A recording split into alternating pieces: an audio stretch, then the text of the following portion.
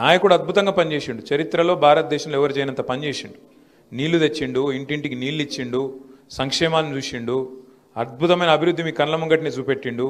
ఇన్ని జరిగిన తర్వాత కూడా మనకు 3000 మెజారిటీ ఎందుకు వచ్చింది? అట్లాగే మనం 39 సీట్ల కాడికి ఎందుకు పరిమితమైనం? మనం 37% ఓటింగ్ ఎందుకు వచ్చింది, వాళ్ళకు 38.5 ఎందుకు వచ్చింది? దీని మీద విశ్లేషణ జరగాలి, ఖచ్చితంగా ఆలోచన జరగాలి. మనం అంతర్మదనం చేసుకోకుండా, మనం లోపల ఆలోచించుకోకుండా, మనం కేవలం అంత బాగానే ఉంది అని చెప్పి మళ్ళీ జబ్బలు జరుచుకుంటూ తిరిగితే అది సరికాదు. సరే, ఎలక్షన్లు వస్తాయి, అప్పుడప్పుడు గెలుస్తాం, అప్పుడప్పుడు ఓడతాం, అది పెద్ద సమస్య కాదు. కానీ ఓడిపోవడం, అవతల వాడు కూడా మనకంటే మెరుగైన వాడైతే, మెరుగైన పరిపాలన అందించేవాడైతే, లేదా మనకంటే మెరుగైన సంక్షేమం అందించే వాళ్ళైతే వాళ్ళ చేతిలో ఓడిపోయిన బాధ అనిపించదు. కానీ ఇలా ఏమైంది? కాంగ్రెస్ పరిపాలన 22 నెలల్లో కేసీఆర్ గారు ముందే చెప్పినారు తెలంగాణ ప్రజలకి, ఎన్నికల సమయంలో చెప్పినారు. 2 ముఖ్యమైన మాటలు చెప్పింది కేసీఆర్ గారు. ఒకటేమన్నారు, ప్రజాస్వామ్యంలో పార్టీలు కాదు గెలవాల్సింది, ప్రజలు గెలవాలి, ప్రజలు గెలవాలి తప్ప పార్టీలు పెద్ద ముచ్చట కాదు అనే మాట చెప్పింది. చాలా మందికి అర్థం కాలేదు ప్రజలు గెలుచుడేంది అని. అట్లాగే ఇంకొక మాట చెప్పింది కేసీఆర్ గారు, మోసపోతే గోసపడతాం, యాది పెట్టుకోండి అని చెప్పిండు. ఇలా ఎవరు గోసపడుతున్నారు రాష్ట్రంలో? చూడండి మీరు ఒకసారి, తెల్లారి లేచి పేపర్లు చూస్తే, ఆ టీవీలు చూస్తే లైన్లలో ఎక్కడికక్కడ, ఇప్పుడే కమలాకరణ చెప్తుంటే నవ్వినాం మనందరం. ఇవాళ భూములు కాదు, భూమి ఉన్న వాళ్ళు కాదు, భూములు ఆస్తులు పెరిగిన వాళ్ళు కాదు, యూరియా బస్తా ఉన్నవాడు వాడే లక్షాధికారి పరిస్థితి అని చెప్పి కమలాకరణ చెప్తే మనం నవ్వినాం. కానీ ఇవాళ నిజంగా కూడా ఎంత బాధాకరమైన పరిస్థితి తెలంగాణ వ్యాప్తంగా. నల్లగొండలో నిన్ననే ఒక తమ్ముడు యూరియా కావాలని ఒక గిరిజన సోదరుడు, లంబాడ సోదరుడు ఆందోళనలో పాల్గొంటే ఆయనను గుంజుకొచ్చి పోలీస్ స్టేషన్లో పెట్టి 3rd డిగ్రీ టార్చర్ చేసి, ఉల్టా కేసు బనాయించి, ఇంటికి పోయి భార్యను బండబూతులు తిట్టి, ఇవాళ ఆయన నడవరాని పరిస్థితిలో కుంటుకుంటా తిరుగుతుంటే నేను ఆ వీడియోలలో నేను చూసిన. జగదీశ్వర్ రెడ్డి గారిని రిక్వెస్ట్ చేసి, అన్న మీరు పోయిరండి, ధైర్యం చెప్పిరండి ఆ పిల్లగాడికి, అవసరమైతే వదిలిపెట్టద్దు వీళ్ళను, అవసరమైతే మానవ హక్కుల కమిషన్ పోవాలి, అవసరమైతే మనం ఇక్కడ ఎస్సీ ఎస్టీ కమిషన్ కూడా పోవాలని చెప్పి జగదీశ్వర్ రెడ్డి గారిని ఇప్పుడే పంపించి వచ్చిన. ఎందుకు వచ్చింది ఈ పరిస్థితి?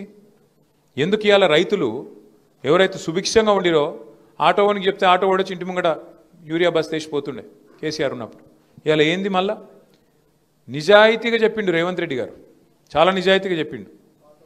పాత రోజులు తెస్తా అని చెప్పిండు, తెచ్చి చూపెట్టిండు. చెప్పుల లైన్లు, మళ్ళా మనుషులు లైన్లా గుద్దుకునుడు, కొట్టుకునుడు, పోలీసులతో దెబ్బలు తినుడు, యూరియా కోసం పోయి పోలీసు వాళ్ళు కొడతాను రైతులను. ఇదివరకు ఎప్పుడన్నా చూసినామా? రాహుల్ గాంధీ పెద్ద పెద్ద డైలాగులు చెప్తాడు ఢిల్లీలో, మొహబ్బత్ కి దుకాన్ అంటాడు. ఇదేనా మొహబ్బత్ కి దుకాన్?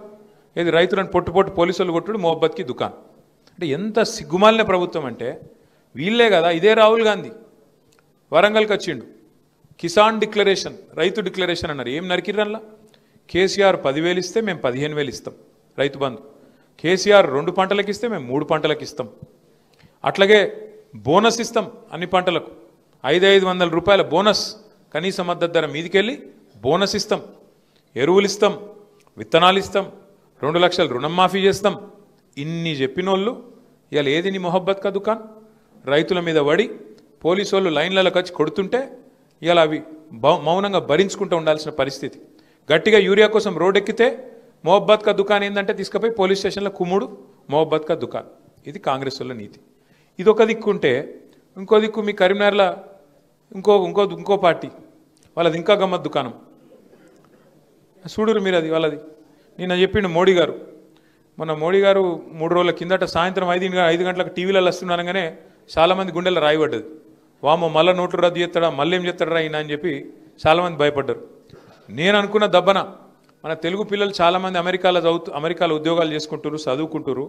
వాళ్ళకి ట్రంప్ వచ్చినాక మళ్ళీ ఏదో కొత్తది ఇబ్బంది పెడుతుండట, ఈ H1B అని అదని ఇదని $1,00,000 కట్టమంటుండట. దాని మీద ఏమైనా చెప్తాడేమో, ధైర్యం చేసుకుని ఆఖరికి మోడీ గారు ఏమైనా ట్రంప్ మీద గర్జిస్తాడేమో అనుకున్నాను నేను. ఏం చెప్తుండే తెలుసా మోడీ గారు?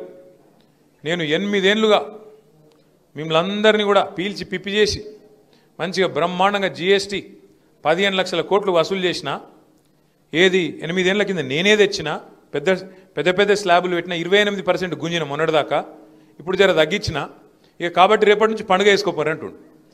ఇది ఆయనే చేసిన తప్పు ఆయననే సవరించుకొని మనం పండుగ చేసుకోవాలంట. ఏమిటికి పండుగ? GST బచత్ ఉత్సవ్ అట. ఇక దానికి మళ్ళీ ఇక్కడ డప్పు కొట్టేటోళ్ళు మస్తుకున్నారు, బండి సంజయ్ ఇంకా చాలామంది ఉన్నారు అసంటోళ్ళు. దేవుడా మోడీ దేవుడు? ఏమిటికి దేవుడు? చేసిన తప్పును సవరించుకున్నందుకు దేవుడా?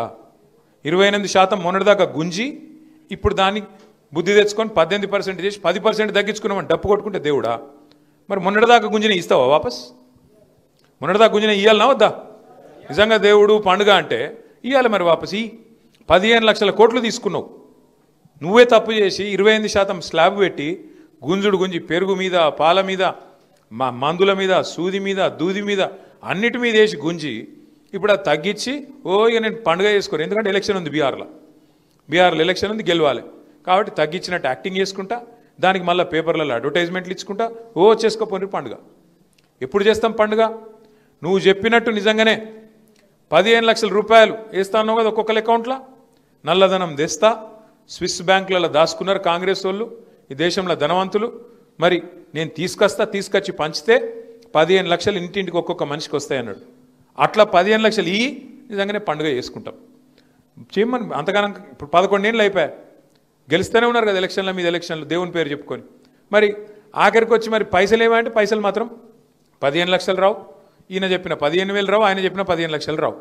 అట్లాగే ఈయననే చెప్పిండు మోడీ గారు 2022 కల్లా రైతుల ఆదాయం డబల్ చేస్తా అన్నాడు.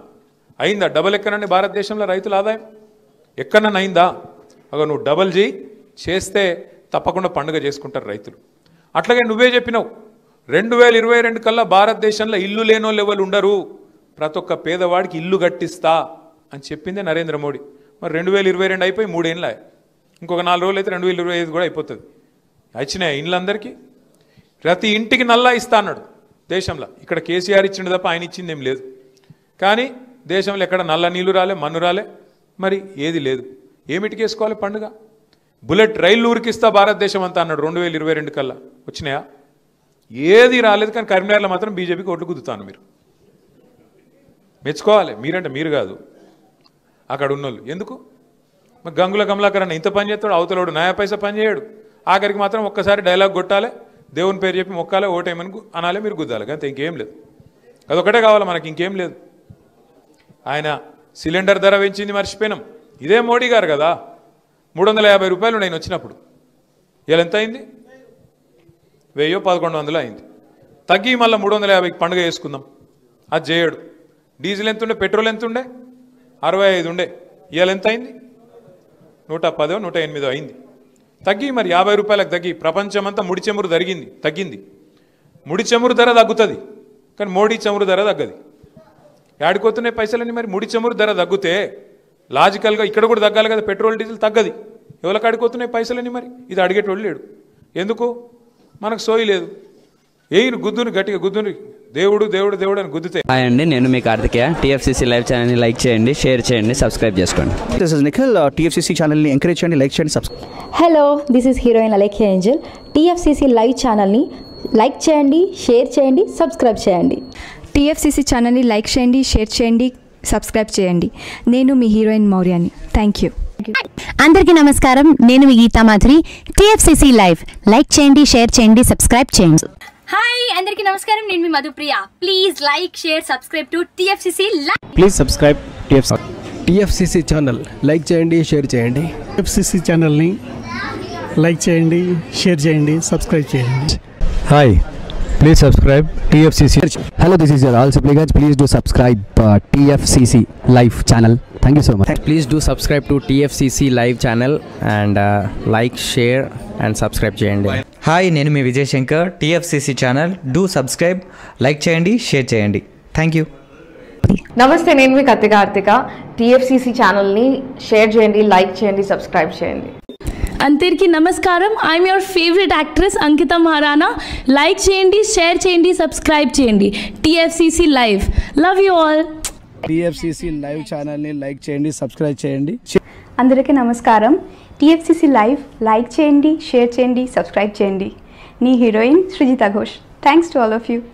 హాయ్, నేను మీ లావణ్య. మన టీఎఫ్సీసీ లైవ్ ఛానల్కి సబ్స్క్రైబ్ చేసుకోండి. అలాగే ఇందులో అప్లోడ్ చేసే ప్రతి వీడియోను లైక్, షేరింగ్గా కామెంట్ చేస్తూ ఉండండి. అలాగే ఇక్కడ కనిపించే ఈ బెల్ ఐకాన్ని మీరు ఇలా క్లిక్ చేసినట్లయితే ఇందులో అప్లోడ్ చేసిన ప్రతి వీడియో నోటిఫికేషన్స్ మీకు వచ్చేస్తాయి. Hi, this is Poojitha. Please subscribe to TFCC YouTube channel. Hi అండి, నేను మీ అనుశ్రీ. మన TFCC లైవ్ ఛానల్ని లైక్ చేయండి, షేర్ చేయండి, అలాగే సబ్స్క్రైబ్ చేయండి. ఇది TFCC live. Like, share, subscribe చేయండి. Zia Noorin Shari. Bye. Please subscribe to TFCC. Hi, నేను మీ Saptagiri. Please subscribe TFCC. Hi everybody, యూట్యూబ్లో సబ్స్క్రైబ్ చేయండి, వ్యూ చేయండి, ఫాలో చేయండి for all news about Telugu film.